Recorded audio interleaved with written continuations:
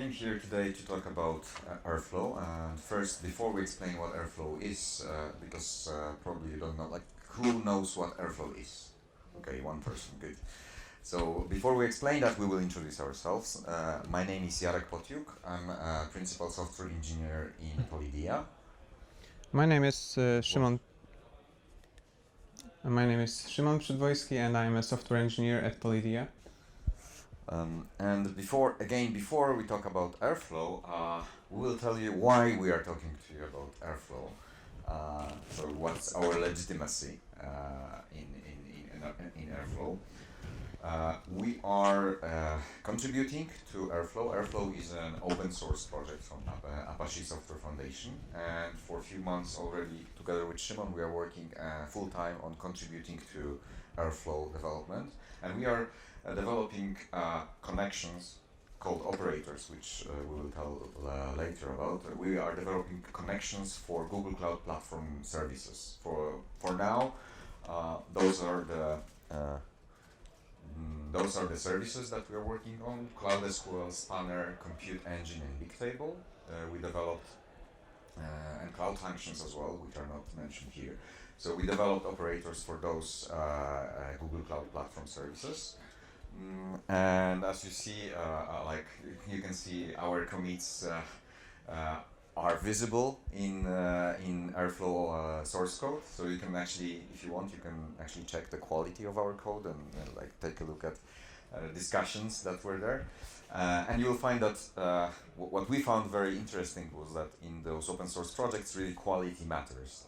We have to implement lots of test cases. We have to write a really good documentation, and our code has to pass a lot of code reviews. And this is really super cool that we get full-time paid job for actually contributing to an open source project like that. So what Airflow is? Airflow, the name in the Airflow flow is from the workflows. So Airflow is a platform that you can use to build and manage workflows of different kinds. I will tell more about those workflows kinds that you can do with Airflow. But this is basically, somebody asked me to explain it a little bit better. It's like if you who knows what cron is? Cron for scheduling regular jobs. Not many people. That was a good hint indeed. So Airflow is something like cron replacement. It allows you to run to build and run very complex workflows in scheduled intervals. So you can do it daily, monthly, weekly, depending on your needs. And there are many competing platforms to develop this kind of complicated workflows and to manage them. But Airflow has a number of features that make it really good for somebody who is a developer. Airflow is fully like writing workflows in Airflow is really writing Python code. So you develop from the beginning to an end. You just write a code, just as normal code that you write. You don't write any XML files. You don't write any configuration YAMLs and etc. This is all Python code, Python objects that you make dependencies between them, and that what makes Airflow really dynamic and elegant, especially for developers, for engineers who knows how to program. Airflow is also fully extensible. If you miss something, like there are lots of implemented standard connectors and operators in Airflow, but if you miss something, you can develop your own. It's super easy to extend, to add new operators or functions to Airflow. And that's what we are actually doing. We are adding new operators to Airflow, but anyone can do it as well. You don't have to be contributor to Airflow to do it. You can do it on your own. And what's most important, Airflow from the grounds up is designed to be super scalable. We will tell more about different scalability options and how you can run Airflow later after the demo, where you will see it working. But generally speaking, Airflow can run can have almost infinite scalability. So you can either run it on one machine or thousands of machines, and it will run very well.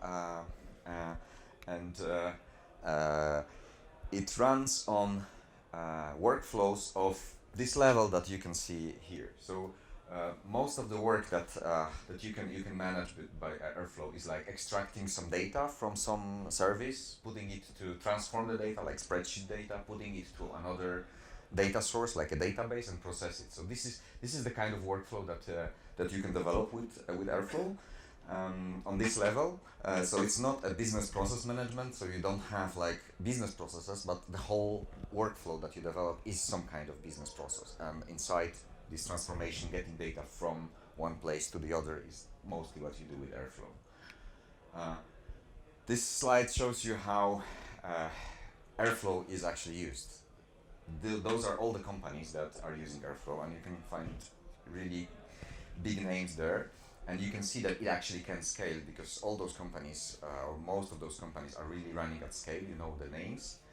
And what is really important on this slide is how many different kinds of companies you have, which means that Airflow is really not a very specialized solution. It's very generic. It applies to many different cases. And all these different companies can use Airflow for their processing, for the regular batches, and up to like terabytes and petabytes of data. So it's really scalable and usable, highly usable. One more thing before we go back. So Airflow was developed originally in Airbnb, and in 2016 they open sourced it, and it went to Apache Software Foundation. What problem Airflow really solves? This is usually the situation that happens in many companies, that you have a bunch of scripts, a bunch of services that you talk to, and you would like to do some very complex data processing between those components. And usually it looks like that. It's like a really like giant house of cards, which like whenever something breaks, the whole thing breaks, and you have to in 5 minutes you have to fix very serious issues because you need the data now. And often only one person knows how it works. There is some bash scripting which connects it together. This is like a situation that most of us deal with in many companies.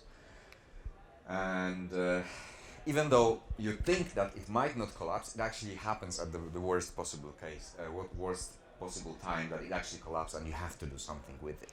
And what Airflow does is makes the whole process really easily manageable. Not only you can write the flows and prepare the flows easily, but you can also manage them easily, and you will see some examples of that at the demo in a moment. What makes it different of Airflow comparing to other solutions, like building your own cron solution or using other platforms like Uzi? There are a number of other options. First of all, programming workflow. When you create the workflow, you don't write XML or configuration, you write code. And this is from the very beginning to an end. It's just a Python code. You can version the code because that's a code which you keep in a repository as usual. You can do fully automated testing at different levels. We write a lot of tests for our operators, from like very, very low level connection tests, unit tests, to integration tests where we test a big workflow with like 50 or 15 steps, and it's done end to end with GCP, and you can fully automate all those testing, which is really useful to maintain it. You can also add very complex dependencies between tasks. So the diagrams, I will show some examples later, but the diagrams that you can come with and the workflow you can come with can be really, really complex. When it comes to managing, you can see like Airflow has all the tools that allow you to see what's going on. So you can see the logs from all the different tasks in one place. You can have one UI and you can easily see what happens. You can track the execution, so you can see whether task was executed, failed, and how many times it was executed. All this is stored and displayed in the management UI. And you can very easily rerun those tasks that failed, and they should be repeated. So this is something that you cannot see in other solutions. You can very easily see that what you should rerun and manage that. What are the use cases?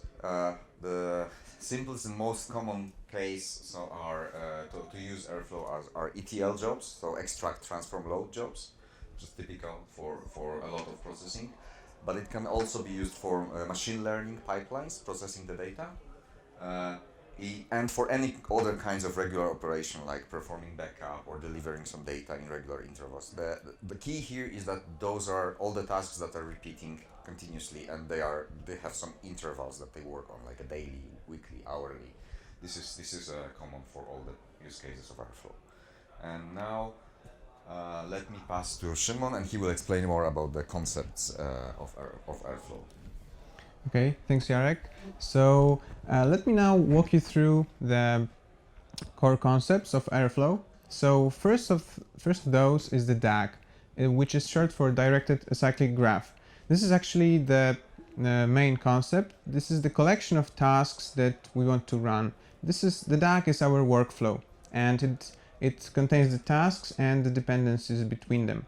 So the DAG does not care about what happens in those tasks, what gets done inside. It only orchestrates them, and it makes sure that they run in the correct time and in the correct order. So the next things are the operators. So while the DAG defines how the tasks will run, the operators say what actually gets done. So there are different types of operators. We have action operators such as Python operator, Bash operator. They do one thing and then they exit. Then we have sensor operators, which pause the execution of a particular workflow branch until some criteria is met. So for example, until a file is stored in GCS. When the criterion is met, the workflow resumes. And we have transfer operators, which enable linking to services and passing data between them. So if you want to create your own operator for your needs, this is how you do it. You just inherit from the base operator class in Python, and you implement one single execute method. And that's it. Whatever is in the execute method is up to you. And the execute method will be invoked by the scheduler when it decides that this particular operator needs to be executed. And in case of a sensor, it's similar. Instead, we inherit from the base sensor operator, and the method we implement is poke. So when we create operators, it's important to follow some good practices. One of them is to create the operators as idempotent, which means that they should be able to be run several times without and always produce the same result and without side effects. Also, they should be atomic, which means that they should represent a non-divisible unit of work. So either they fail completely or they succeed completely without having partial results. And lastly, because Airflow is a distributed system, there's no easy way to share data between tasks, between operators, like via some local variable in the DAG, because those operators can be run on different workers, different machines. So there are two practices for passing data. If you have small portions of data, like short string that you want to pass from one operator to another, you can leverage the XCOM, which is the Airflow's way of doing it. It's simply a record in a central database where one operator pushes the data and the other one pulls from it. However, if you have larger set, like in megabytes or gigabytes, it's not very efficient to pass it through the network via between the workers. So it's better to upload it to an external storage service like S3 or GCS and only pass the URL to this file via XCOM so that other tasks can load it themselves. So here you see the UI of Airflow, part of it, and it's useful to explain a few additional concepts. So on the left there, you can see the tasks of a DAG. So I haven't talked about tasks yet. I mean, I did mention it, but now it's time to explain it. So when we have operators, if we pass them specific parameters, what we create is a task. So a task is an instance of an operator. Then when the time comes to run it, a specific run in a specific time of this task is called a task instance. And all the task instances run at a specific time create a DAG run. So this may be a bit confusing now, but I'll I'll show you a demo in a second, and I hope this will clarify things. So when we were thinking about what to show you as a demo at this presentation, we wanted to kill two birds with one stone. So on the one hand, we wanted to demonstrate all the cool features of Airflow, but on the other, we also wanted to create something which would be useful for us in our everyday project lives. So we thought, what problem could we solve with Airflow? As Jarek already said, we create operators for different services for the Google Cloud, such as Cloud SQL, Spanner, Compute Engine, or Bigtable. And sometimes we had situations in which we were testing our operators by creating instances in those services and forgetting to turn them off, like sometimes for a day, sometimes for the whole weekend. And as we all know, the cloud costs. So yeah, we burned some money. And our bosses weren't too happy about that.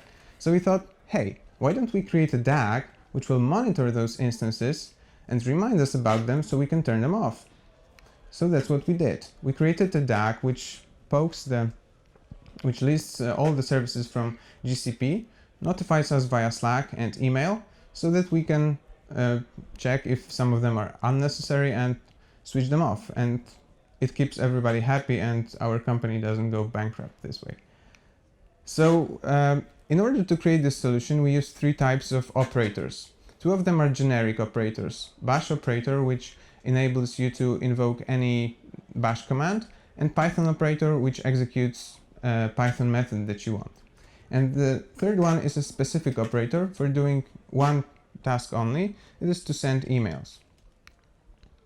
So this is the final DAG, and in a second I will walk you through step by step how we achieve it, but I wanted to show you the big picture here. So from those three operators, we have 7 tasks which create our workflow. So on the left you can see 4 tasks for monitoring the instances, and then once they have completed, we have the tasks to prepare email content and to send the Slack message. And once the email content is ready, we can send the email. So these are all the tasks and dependencies between them. Now, how to achieve that? So we hop to the code. So it's all Python code, and everything begins with the DAG class. So we instantiate the DAG class passing arguments to the constructor. First is the DAG ID, which has to be unique in the whole Airflow cluster. Then we pass a dictionary of default arguments. And this is a nice feature of Airflow, that this dictionary will be passed to every operator in the DAG. So it enables us to prevent duplication of code. We only pass it once here, and we don't have to pass it to every operator. Of course, if we want to overwrite a setting in an operator declaration, we can easily do that. And finally, we define the schedule interval, which is a cron expression, which specifies when our DAG is supposed to run automatically. So in our case, at 4 p.m. before we leave work. Now on to the operators. First of them is the Bash operator, and this one will list all instances of the Cloud SQL service. So we created this Bash command. We decided to use the gcloud CLI to communicate with GCP. So we invoke gcloud SQL instances list, and then some Bash magic happens, which I won't delve into the details of here. But the goal is to receive a single line of output with only instance names separated by spaces. Why is that? Well, that's because we want to push the result to the XCOM so that other tasks later can pull the result from there. And the specificity of the Bash operator is that it can only push the last line of its output. So that's the reason for the magic. We have to squeeze everything into one line. And lastly, we pass the DAG reference itself so as to link the DAG with the task, because for now they haven't been linked. Okay, so we have one GCP service, but we want to monitor many of them. So due to the fact that this is Python and this is a fully fledged programming language, we can define a list of all services, and then instead of repeating this operator declaration 4 times, we can simply invoke it in a loop and parameterize our task ID and bash command. And in this way, we dynamically create 4 tasks. So once we have our data, we can start sending it out. So for the Slack message, we use the Python operator, And it's pretty straightforward. Apart from the task ID, the DAG, we just provide the reference to the Python function that we want to invoke. And all the logic is in the function. So here, thanks to the Airflow context object that we receive in the function, we can pull the data from XCOM. So it's the same results that the bash tasks have placed there. So we do this in the loop, then we prepare the JSON according to Slack API specification, and we send it to the Slack webhook. Similarly for the email, to prepare the HTML content of the email, we use Python operator and we pass another function, prepare email. It begins in exactly the same way. We pull data from XCOM, and then once we have created the HTML content, we put it back to the XCOM. And finally, we have our email operator. So we pass the recipient email, subject of email, and the HTML content, which we will fetch from XCOM. And here, another feature of Airflow, we use templating to do that. So Airflow enables us to use Jinja templates to delay the invocation of this code until the execution of the task. So we can instead of providing a concrete value here to the parameter, we can provide an expression which will be invoked which won't be invoked until the execution of the task. Okay, we have all of our tasks ready, but only one thing remains. We have to provide dependencies between them, because they can't be invoked at the same time. Some of them depend on other ones. So of course we have to fetch the data first before we send it. So in the loop, we define that the send Slack message and prepare email tasks depend on the bash task. So this is the overridden binary shift operator, which in Airflow means dependency. And because we do this in the loop, this happens for all of the bash tasks. And outside of the loop, we specify that we can only send the email once we have prepared the content. And that's it. That's how we achieve the graph that I showed you at the beginning. And now let's see hands-on how this works in practice. So all the code for this demo is also available on our GitHub if you want to check this out. So I have an Airflow cluster here, and you can have Airflow installed in different ways, but of course we are at GDG here, so we use the Google solution, right? No, I mean, it's really good. It's quite easy to set up your cluster with a few clicks. So they have this Cloud Composer feature, and I've created my Airflow cluster here. So they provide me with, they give me the logs, all the logs they place in Stackdriver. Apart from that, I have a GCS bucket where I put all my DAGs. So if I want my DAG to be run, I just upload it to storage, which I already did. And then I have the Airflow UI. So this will be the same regardless of whether you have an Airflow installation on premise or in Composer. And here is a list of all the DAGs. You can see that my DAG is already here.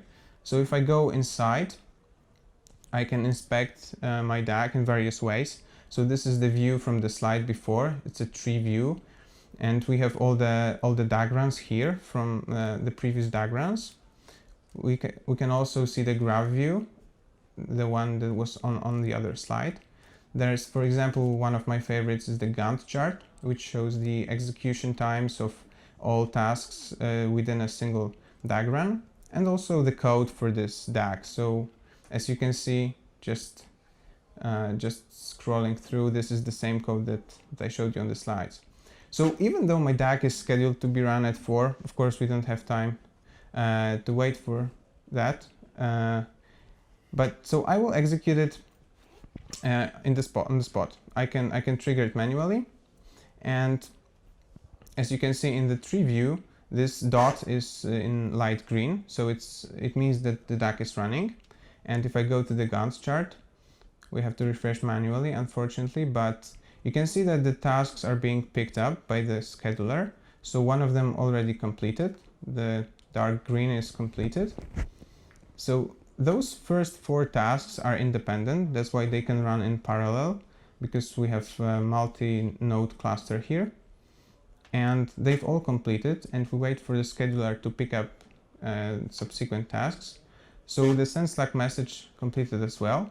And you can see in my Slack that we have the message. We have a few instances running. So because it's weekend, I should probably kill some of them. I'll do that after the demo. And I think our DAG should be done by now. Yeah, so it's done. As for the email, it takes a few minutes to arrive. So I'm showing you an email from a few hours ago, but this is how it looks like. Just a list of instances. So we have completed our DAG, and while we're here, I can show you a few more features of what you can do in the UI. So if a task instance fails, or for some other reason you would like it to run again, you can go here and you can clear it. And it will get picked up by the scheduler and it will run again. So in a few seconds, I should get another Slack message.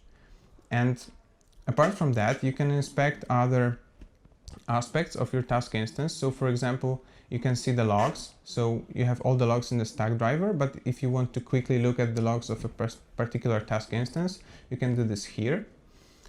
You have also the XCOM that was created by this task instance, and you have task instance details, which, for example, in the case of the Python operator, show the Python function that was called. And in the case of the send email task, you can see also the rendered template, so the template input parameters that were rendered. So as you can see, the second message arrived, so it worked. Okay, so that's it for the demo, and now back on to you, Jarek. Okay, thank you, Szymon. Yes, thanks. So that's just scratching the surface of what Airflow can do. It can do many more things which we didn't have time to show, but what we wanted to show you really that, okay, usually when you show this kind of demos, it's very easy. Yeah? You just define like very few tasks, you join them, and it's very easy to write them and manage. And it seems easy until you go to bigger scale and want to write a really difficult and big complex DAGs. But that's not the case in Airflow. It's the way how Airflow is designed, the way that you can actually program it in a Python programming language, makes it actually possible to write complex DAGs like this one. Those are real DAGs developed by some companies. So you can see on the left side you see quite complex DAG with like hundreds of nodes, and on the right side you probably cannot see it that well, but there is another very like complex DAG with like lots of small lines and connections, and those are real ones that Airflow can handle. It can handle this kind of DAGs, and it's quite possible. Another one that I wanted to show you, this is an example of DAG which looks like it's perfect for Airflow, because you can see there is repeatability here. So you can see that most likely you can generate this kind of DAG programmatically very easily as a programmer. So you just add a few ifs and few loops, and you will get this kind of DAGs generated in like 100 lines of code, not in a few thousand lines of configuration describing the whole DAG. And this is really good for maintenance and for keeping it in order. Few words about the architecture. Why Airflow is scalable from grounds up, from the beginning. Airflow consists of scheduler and executor and web server. This is like a control site that you can take a look at via the web server. And this is like one node, and it has one database. This is a relational database, either Postgres or MySQL, and this data is really there to keep the metadata. It doesn't keep the actual data being processed. So that's why it's actually possible to handle hundreds of tasks and hundreds of DAGs, even when using one single database. But what is really important for scalability, this scheduler and web server, which are running on control node, they communicate with a number of workers. And this is now it becomes interesting how those workers can be configured. So Airflow can start from something very simple. So you can have one node. If your tasks are not too complex and not too many to handle the load on single machine, multiprocessor machine, then you can run a production-ready local executor, which doesn't scale to many nodes, but it runs multiple nodes on the same, multiple workers on the same machine using multiprocessing from Python. This is all happening on one machine. You have a scheduler, you have a web server, a database, DAGs which are locally stored, and local executors all on the same machine, but they run in parallel using how many processors you have. And that's enough for many cases. However, when you want to go to scale, you have the option of using Celery executor. Celery is a kind of standard for Python for distributed queues. It uses RabbitMQ or Redis or Amazon SQS as a queuing mechanism, and what happens is that there is still one control node which keeps the DAGs and the database and the web server, but it communicates with the Celery broker, and there are a number of nodes that that each of those nodes handle has a worker, and those tasks are automatically distributed on those many nodes, and that's where this requirement for not sharing the data locally becomes important, because you can see that one task can run on one node, another on the other one node, and they cannot really easily share the data. There is one issue which is not entirely solved by Airflow, how to distribute DAGs, because the Airflow requires that every worker has DAGs in the same place in the file system, the same name, the Python files have to be named the same. So there has to be a way that you distribute outside of Airflow, that you distribute those DAGs somehow to all nodes. And this is usually done by either Chef, Puppet, Ansible automation, or some distributed file system like NFS. And this is what was traditionally done with Airflow and up until recently, because in the latest version of Airflow, you can use Kubernetes executor, and what happens underneath, still the same control node here, but the Airflow control node connects to Kubernetes cluster, and it packages all the workers as pods and schedules them using the Kubernetes master on one of the nodes which are there, which makes it much better in terms of like Kubernetes handles all the scalability, high availability, logging, monitoring, and all the stuff for you. And it also handles much better the way how DAGs are distributed, because there are several different methods of distributing the DAGs, but the like persistent volume one, for example, it uses the existing NFS distributed file system, or whatever distributed file system is implemented, but feature that is delivered by Kubernetes. And in the near future, Bloomberg is still working on improving the Kubernetes executor. As you see, it's still in beta stage.